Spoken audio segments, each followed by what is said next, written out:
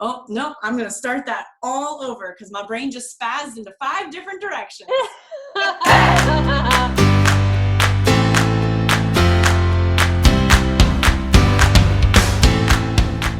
Hi, everybody. Caitlin here from Enso Theater Ensemble. And for today's Daily Mindfulness, I thought I would do something a little bit different. I don't know about you, but since we've been in quarantine and self-isolated, I have been noticing some really interesting cravings and eating habits that I've been getting into. And so a while back, I reached out to Stephanie and I had questions about how to create a nutritious, mindful eating regimen while on a really insane schedule and a really tight budget. So we met and chatted about that, and she's so incredible that I thought, well, maybe I'll bring her back on and we can have a conversation about mindful eating while we're in quarantine, because I'm sure I'm not the only one. I can't be the only one. No. So I thought we would chat about that. Hi, Stephanie. How are you? Hi, Caitlin. I'm doing well. Thanks so much for having me. Yeah, absolutely. Do you want to just start by telling us a little bit about who you are and what you do? Sure. So my name is Stephanie Selinger, and I'm a functional nutritional therapy practitioner and a restorative wellness practitioner. So it's a lot of words. Sometimes I shorten that down to a functional nutritionist.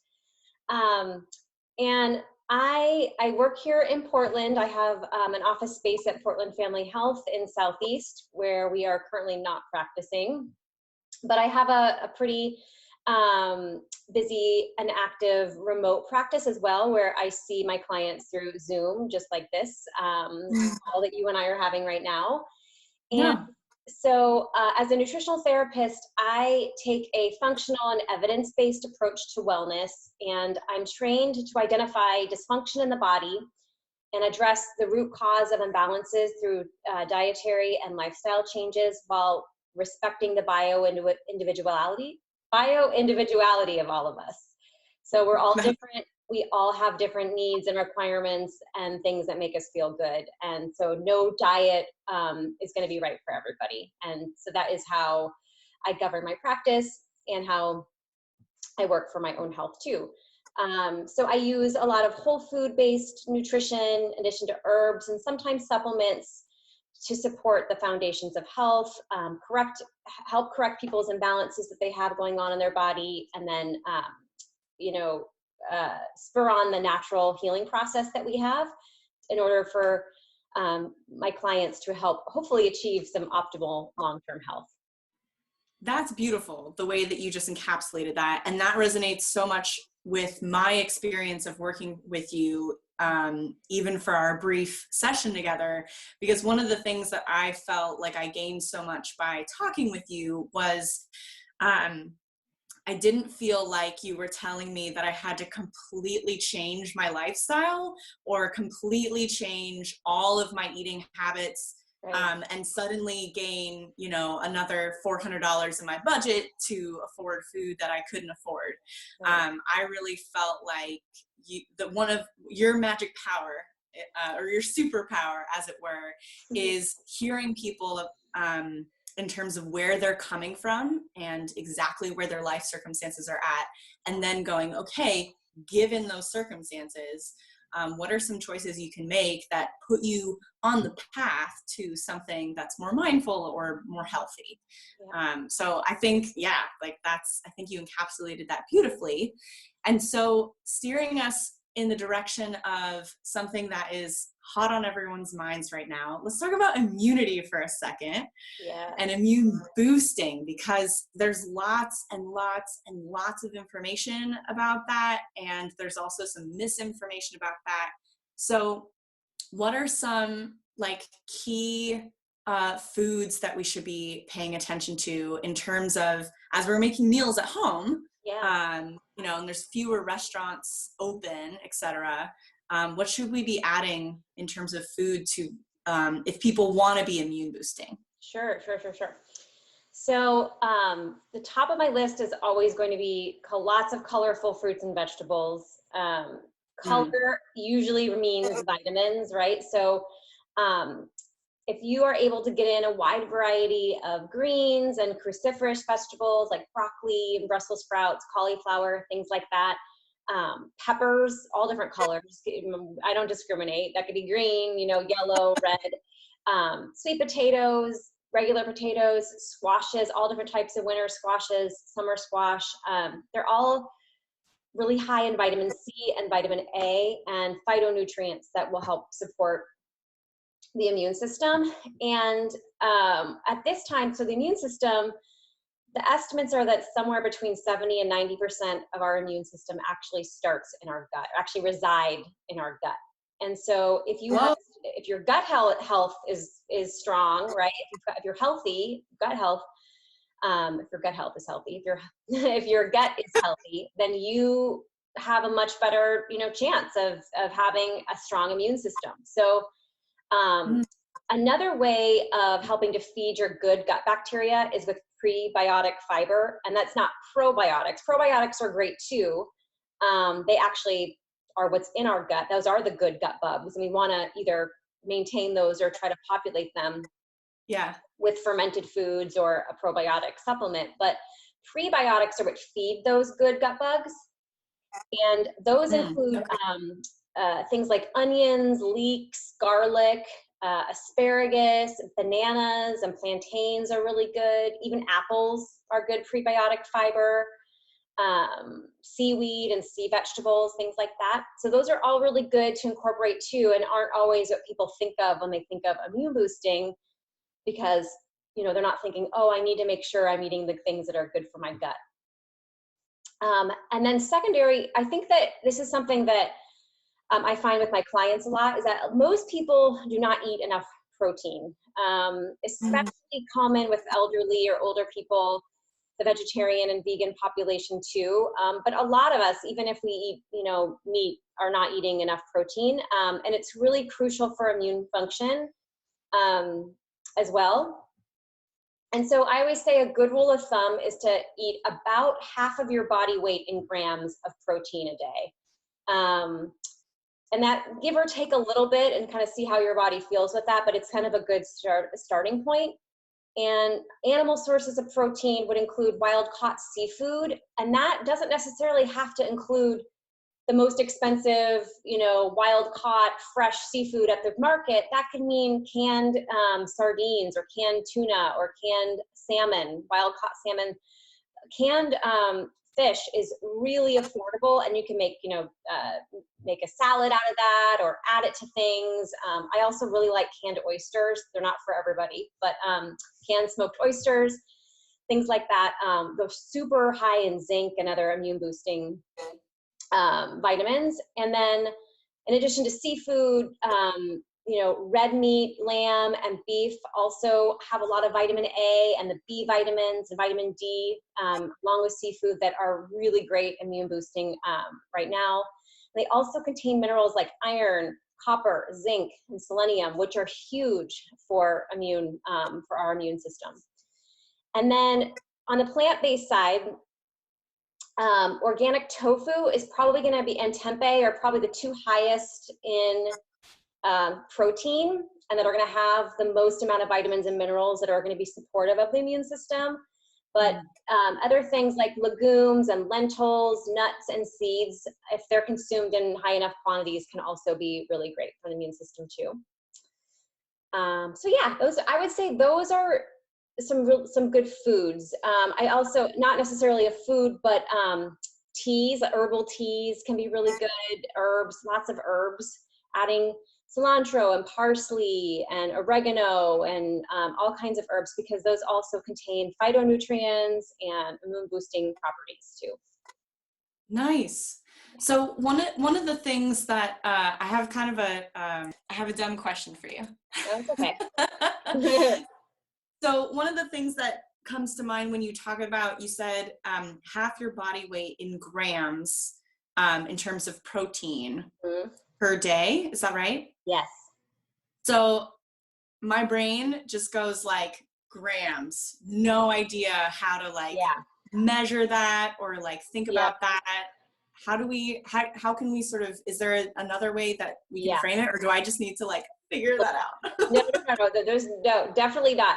So another good rule of thumb is the size of your palm is usually gonna be about somewhere between, like if you like, let's say it's meat, that could be somewhere between 4 and 6 ounces of meat. And if you think about having that at minimum at every meal, or maybe you're having twice at one meal and not at the other, and then includes some snacks with maybe, you know, half a palm, or I don't know, whatever that looks like. But grams, so like, for example, if you, like, let's say you weighed 100 pounds, well, then you cut that in half, so you're going to eat about 50 grams of protein. It's really easy to look up to like what a chicken breast, like how many grams of protein is in that. And then once you like look at the numbers, figure out kind of how much you're eating, then it's a lot easier to know, oh, am I eating enough? And so for a lot of people, they might be eating enough. A lot of people are not. And I don't expect people to track that on a daily basis, but if you do look at it for a couple of days or a few days, you'll kind of get a clear picture of where you're at, and then know, am I eating enough protein? Okay, I love that. I love the palm rule, because the palm is a good okay, rule. cool. Just make sure I'm having like this amount. So okay, so that's food in terms of immune boosting, which is lovely. How about like drinks? And you had mentioned tea, which is great. And I also have questions around like the Emergen-C and airborne. Tell us about those. Like, are those yes? Are those neutral? Are those no? How do you feel about those? So I feel like they're neutral. I don't think they would hurt necessarily. But I will say that they may not have the right type of vitamin C that our body assimilates the best. Gonna be honest here, didn't know there were different types of vitamin C. Oh yeah, there are many types and forms of vitamin C. And I typically, when as a good rule of thumb, so liposomal vitamin C, it is the most highly absorbable and assimilated vitamin C on the market. It's oftentimes kind of expensive, to be honest. And so I always tell people, if you find a vitamin C supplement, look to see if it has bioflavonoids in it. Bioflavonoids, and they, in nature, so like let's say in an orange, vitamin C is packaged in that orange with bioflavonoids. It's together, it's one. And so in nature, that's how vitamin C comes. And so our body, I mean, easily we eat an orange, and our body assimilates that vitamin C quite easily because it's in the package that it's supposed to be in. Got it. So in a vitamin C supplement, oftentimes that vitamin C is stripped out from the original source. And so our body doesn't recognize it quite as well as it would if it was packaged with those bioflavonoids. Interesting. So when you look for a vitamin C supplement, you will see, usually it says right on it, contains bioflavonoids, or you can look on the back and it'll say. And so, and I don't know off the top of my head if Emergen-C or airborne has, if it's packaged that way. I kind of don't think so. But that being said, if you like the taste of them, and if you feel like it makes you feel good, it could make you feel better, or it might make you feel good. You know? But I will say that I think that if you want the highest quality and the best source, and for your body to assimilate it the best, look for one with bioflavonoids. Okay. Yeah. Okay, that's super helpful. Awesome. Yeah, and then as far as other drinks go, I love herbal teas for immune boosting properties. I mean, so many of them have them. You can even, traditional medicinals and yogi tea are two brands I really like, and they both have immune teas and cold care and breathe easy, and all kinds of different teas that are really great for immune boosting. And they have an echinacea and elderberry tea. Nice. Those can all be really good. Even just lots of water during this time is always great. You can even add a squeeze of lemon for extra vitamin C and flavor. Green tea is known for having a lot of immune boosting properties. and can be That's really great, 'cause I love green tea. so yeah, easy to drink. And the only thing I would say to limit during this time or when you're trying to keep your immune system going is alcohol, unfortunately. Mhm. It's just not doing you any favors.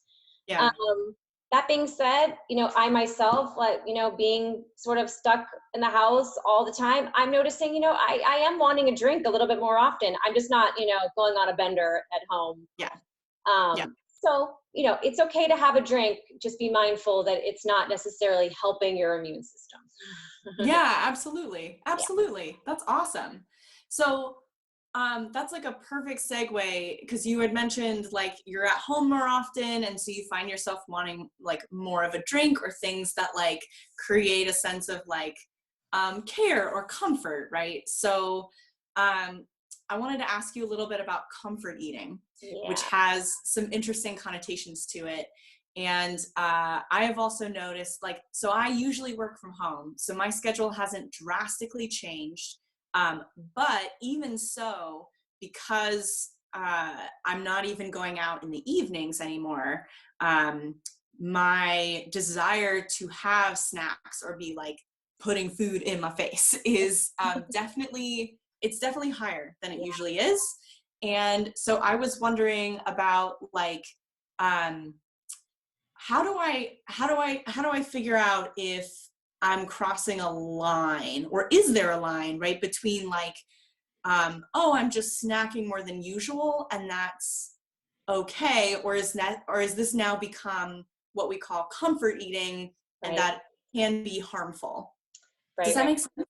No, it definitely does. And a couple thoughts come to mind. One is, um, know that you're not alone in that. And it's actually human nature for us to want to eat more in times of stress. It's part of that like fight or flight and sort of, Mm, this is a stressful time for everybody, right? I mean, no matter yeah. what situation you're in, if you've lost your job because of your office or your company or your store or whatever closing down, if you're now working from home and you weren't before, if you have children that are home, everybody, right, is now been displaced in some way. And so stress is natural, and our bodies are literally programmed from a primal level in times of Yeah. stress to want to eat and to want food.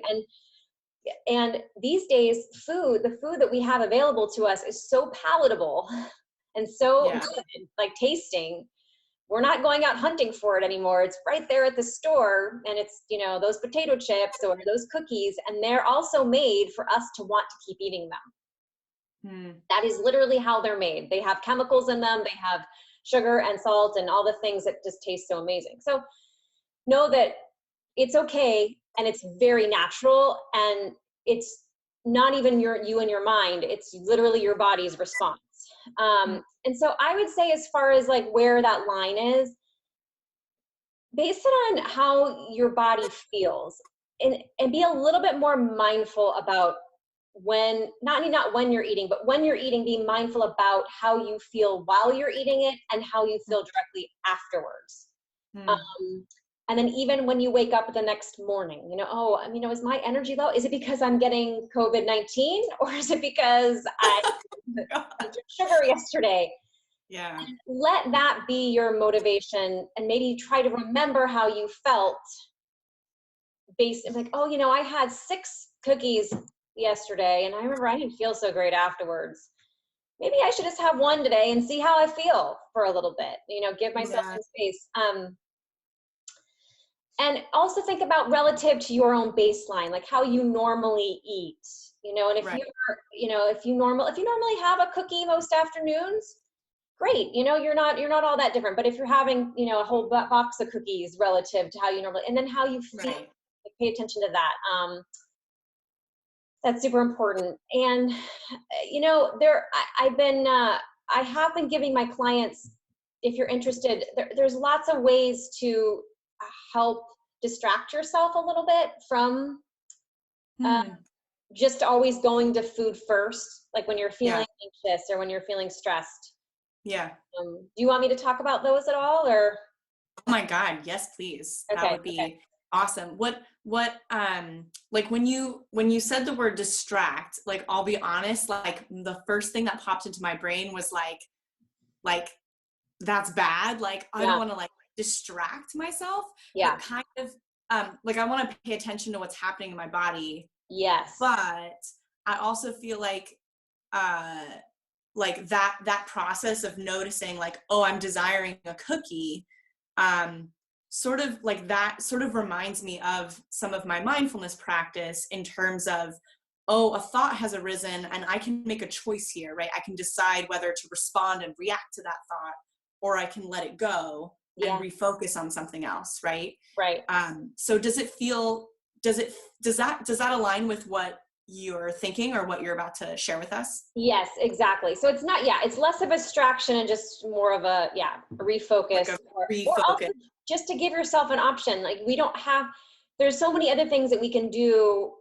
And because a lot of times right now too, the eating is out of like, oh, I just have this pent up feeling, right? Like, Right. It's not I even like I'm hungry or yeah. no, it's just, and then you're like, oh, okay, well, the kitchen's right there, and there's all this food that I bought at the store there, and like good food. So let's just keep eating that. But Right. there's so many other things that you can do in that time that will take your mind off necessarily always going to the eating of the foods.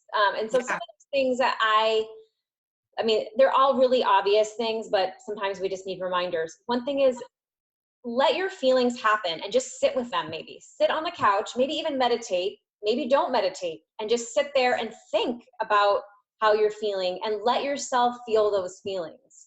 Mm-hmm. Um, you could also do that on a walk, or, yeah. So, being just sitting with the feelings and trying to get comfortable with that uncomfortableness. That's Yeah. one thing. Uh, Doing some sort of project or activity that requires you to focus on that specifically. So even just like, even if it's just watching a movie, but put away your phone that has the headlines of what's going on, or the work or whatever, and just sit and watch that movie and just watch the movie. Or um, maybe you're an artist and you want to work on a painting or something. Well, do that uninterrupted. Put away all of any other things that might distract you and just do that, or just read a book. Because even outside of this whole thing happening right now, this pandemic, we're oftentimes distracted all the time by things, and we're hardly ever sitting and being mindful about doing any activity. So this Right. is a great time to do that and really just put away all the other distractions and do the one thing. I love the idea of calling or FaceTiming or chatting with a friend or family member. I've been doing so much more of that lately because I have more time, and I just feel like the need for more connection and community, and that can be Yeah. really great. Movement or exercise, I lump these in two different buckets. Movement is just something that we need to be doing regularly. We're programmed to do it, like walking, taking a walk. And then exercise might be, doing a home workout, like from a YouTube video, or taking a yoga class, or something like that. Another good one is playing with your pet. I feel like pets are getting so much Oh, more attention now, and they make you feel so good. So, I mean, for me, that might mean playing fetch with my dog, or just taking him on a walk, or yeah. we're training him right now. So, doing a training game or something like that. One of my absolute favorites is taking a bath. Mm. If you have a bathtub, of course, or even doing like a foot soak. Put your feet into a pot with some essential oils and Oh, that sounds amazing. What would you put in that? Is that a in that. weird So, question? peppermint essential oils, Okay. rosemary. Peppermint and rosemary are two of my favorites. I actually love to also do a scalp massage with those Okay. before I If get. I don't have peppermint essential oil, but I have peppermint tea, could I just put like You some could tea put bags in peppermint tea into, yes, you could definitely put tea bags right into a foot soak or a there? Nice. bathtub for sure. Epsom salts are really great because they're Mm. detoxifying. Magnesium flakes, I don't know, anything that, yeah. Throw it in there. Yeah, but tea bags, that's perfect. A little bit of milk even, it can be super exfoliating. And anyway, yeah. So take a bath, be creative with it. Write about how you're feeling. Journal. Yeah. If you're not a big Yeah. writer, this is a great time, because the other nice thing about journaling or writing is that you'll have something to look back on when this is all said and done. And you can like, oh, how did I survive the pandemic of 2020? And then you can go back and. Yeah, totally. And then I think the last thing is just let yourself have some of the foods that provide you with comfort or make you feel good. I mean, it's okay. It's definitely okay. And like I said, your body's programmed for that. It wants to do that. It's designed for it. Don't fight it too much, but be gentle with yourself and give yourself grace during this time, but also pay attention and remember how you felt when you had probably more than your body really wanted. Totally. Yep. Yep. I definitely did that last night. Not going to lie. Had more ice cream than I desired. And it was good in the moment. And then afterwards I was like, no, this is not a good thing. Right. So yeah, right there with you. So that's awesome. Thank you. Mm-hmm. So, okay. So you said if we are experiencing this desire for food as comfort, and we talked about snacking a little bit, what are some, so snacking in general, good or bad? Mm-hmm. In the middle? In the middle. I think snacking throughout the day or eating too often is not great for our digestive system. Oh, okay. So a couple of things. So our digestive system, digesting food is when it takes takes the most energy out of almost any other activity that we do. What? Yeah. Even exercise? Yeah, it's really taxing on our body. Well, because we don't always exercise 3 to 5 times a day, right? That is legit. That is totally fair. So digestion is a huge process for our body. It's breaking down foods, it's extracting nutrients, it's exporting them throughout the body, it's eliminating it. So digestion is a huge thing for our body. So if we can give it a little bit of rest from time to time, it's a good thing. And also, if you remember, immunity is tied into digestion. So if we're wearing out our digestive system constantly, we're also in a way, impacting our immune system. Interesting. So I'm not saying not to eat at all, but I'm saying, 3 meals a day is great. And a lot of people can do that and just do that, especially if they have strong and stable blood sugar and are eating satiating meals with protein, with healthy fats, and are eating plenty of food. But of course, I love to snack just because I like food and it tastes good. And sometimes in the afternoon, I just want something between my 2 meals. And that's okay. And so I think, having a snack can be fine and it can be great. A lot of the time I'll recommend, instead of eating in front of your computer while you're working or eating in front of the TV or whatever, sit down just like you would for a meal, or what we should be doing for a meal, away from those things and enjoy the snack, for what it is. Yeah. Don't have any interruptions. Be mindful about the snack you're eating. Put it on a nice plate, enjoy it, make it something that you're going to love. And that's also good for our digestion anyway. When we are signaling our brain and telling our brain, oh, we are going to sit down and eat this. Yeah. To a parasympathetic state, which is a lower stress state, and it allows our body to prepare for digestion and do what it needs to do to get that process started. And that goes for meals as well as food. I mean, sitting down, taking a few deep breaths, chewing your food really well. Yeah. Eating foods that are soft or already cooked, nourishing foods, warm foods. That type of thing. Not eating so many raw foods during that time because it's not as nourishing and easier. It's not as easy on the body to digest. So snacking is the same. Be mindful about the snacks you're eating. Try to sit down and enjoy them. Notice how your body feels after you've had that snack. And then move on, go do something else. So I'm not opposed to snacking. I do it myself. But I do try to limit it. And I try to eat enough at most of my meals to where I'm not going to be snacking constantly. In between. Yeah. Talking about snacking in terms of taking time for it, right? Or taking time for your meals is something that resonates With me, although I will be 100% honest, I very rarely, excuse me, I very rarely do it. Yeah. But when I was doing some mindfulness training with Peace in Schools, we had a full, we had several hours where we practiced mindful eating and learned some things to refocus your mind or anchor your mind on while you're eating. So one of the things that we talked about was thinking about where your food items came from and like their story, right? Or their journey that it took to get to your plate. And that was really lovely, humbling, and also like made you desperately want to eat organic and local. Yeah. Oh yeah. You know what I mean? Like all Motivating. of a sudden, really Right. thinking about like where it came from. You know, I just remember sitting there and being like, oh my gosh, wow, I've never experienced this like, you know, this drive to go, I want to know where my food is coming from. And I want to know that what I'm putting in my body is good.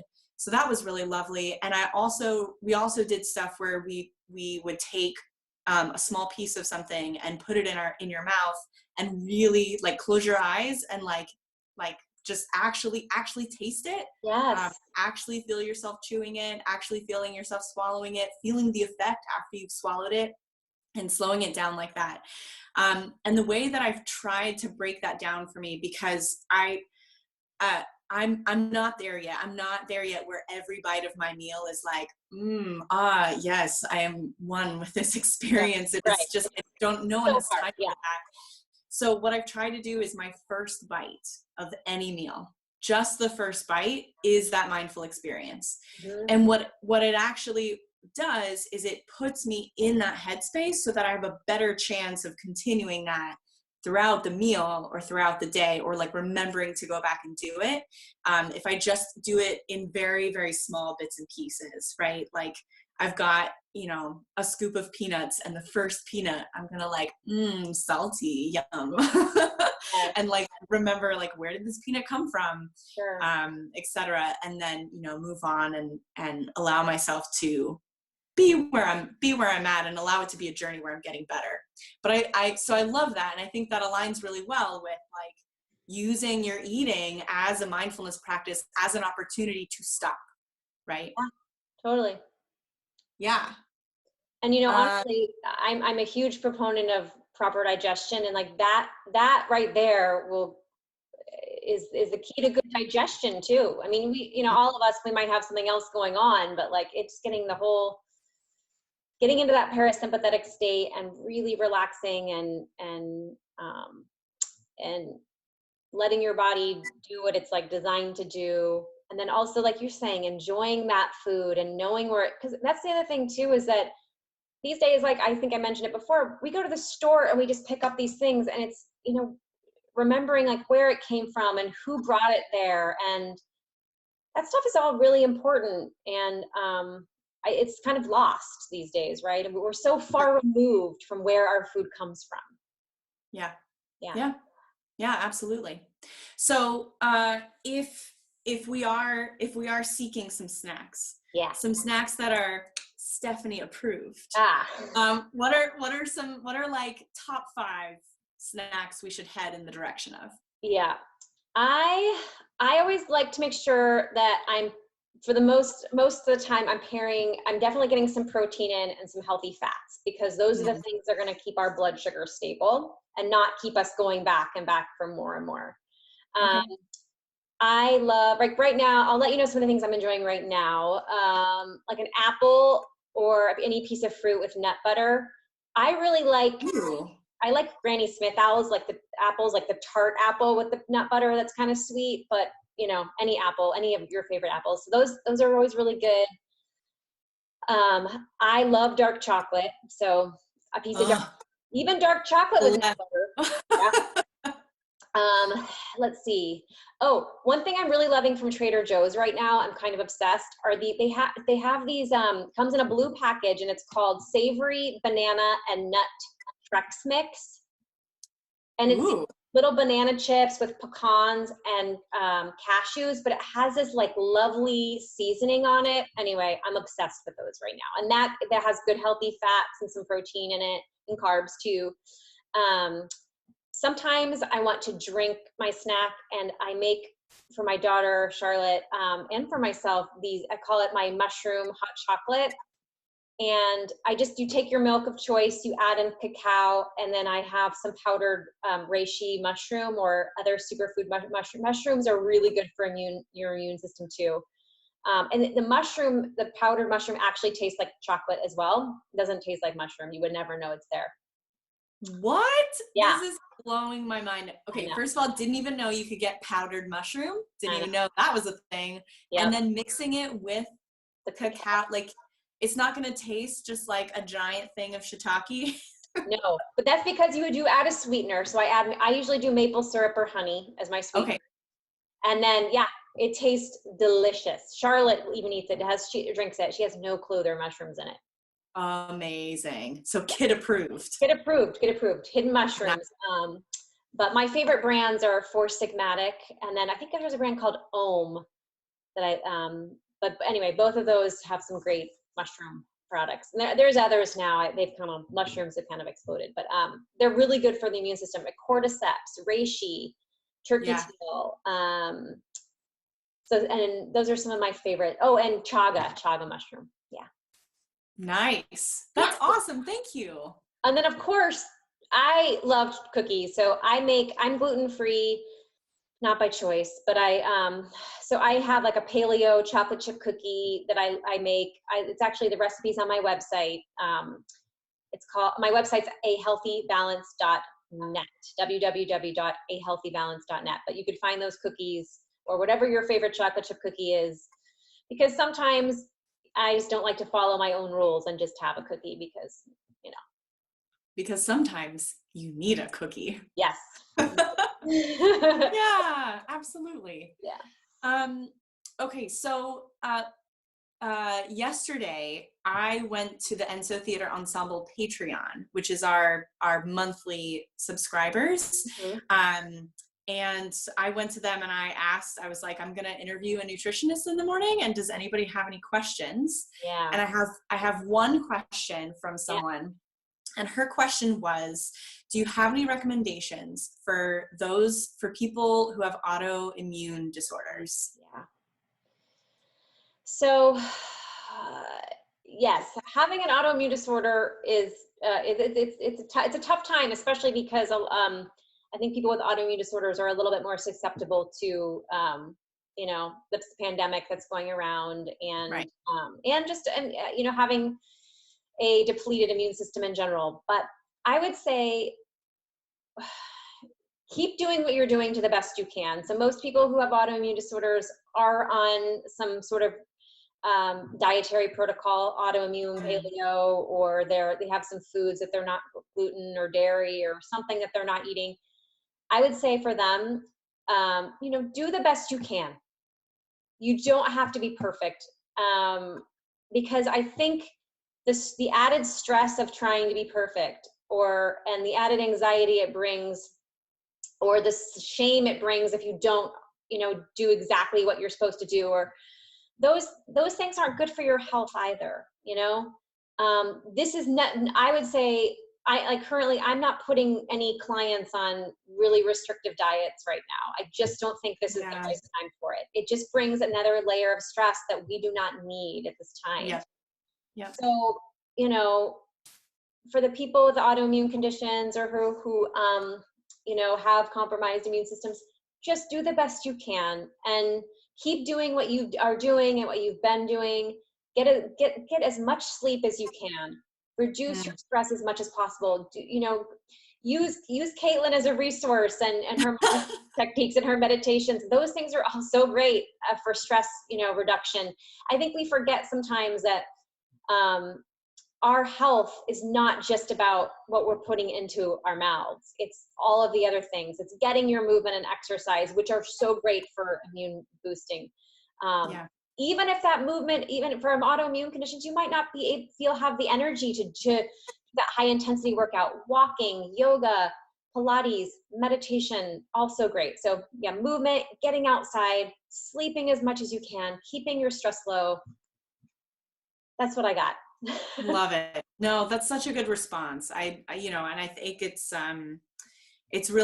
so important to remember that we operate as a whole, right? And that mind, body, and body, mind, and soul and spirit, and whatever other you believe in, if any, and that it's important to continue to just to remember that one always affects the other. Yeah. And that if you're struggling, you know, if you're really struggling with finding like a balance with your exercise that makes you feel good, then maybe you're focusing on nutrition right now, or maybe you're focusing on, you know, some other aspect that you feel like you have a better handle on, that you feel like you can contribute to, because ultimately that will help the betterness of your whole. Yeah.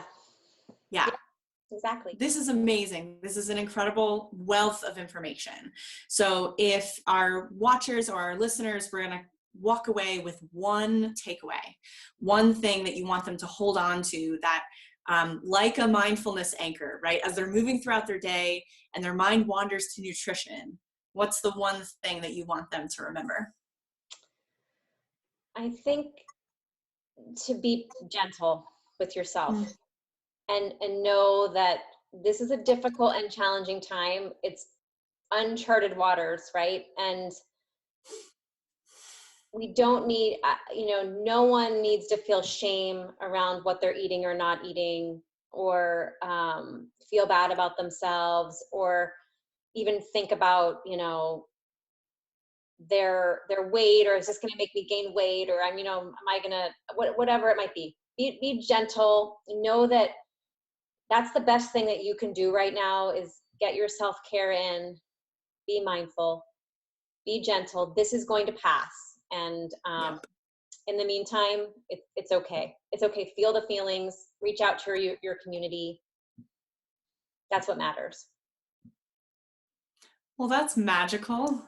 I love that. That's so incredible. Yes. Yeah. Be gentle. Yeah. Be gentle. Well, thank you. Thank you, Stephanie, so much. I am really, really grateful that you took the time to chat with me this morning and share your incredible wisdom with everybody. And if you would like more from Stephanie, where can they find you? Yeah, so I mentioned it. I'll mention it again. My website is www.ahealthybalance.net, and I have blog posts and a few recipes up there. I have a Instagram account where you could follow me. My handle is _healthybalance.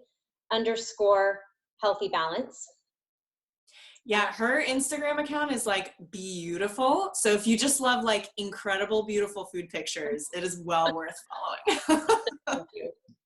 Yeah, so those are probably the two best places to find me. Perfect. That's great. Thank you so much, Stephanie. And yeah, let's maybe we'll check in a couple weeks and sort of see how things are progressing. Sounds great. All right.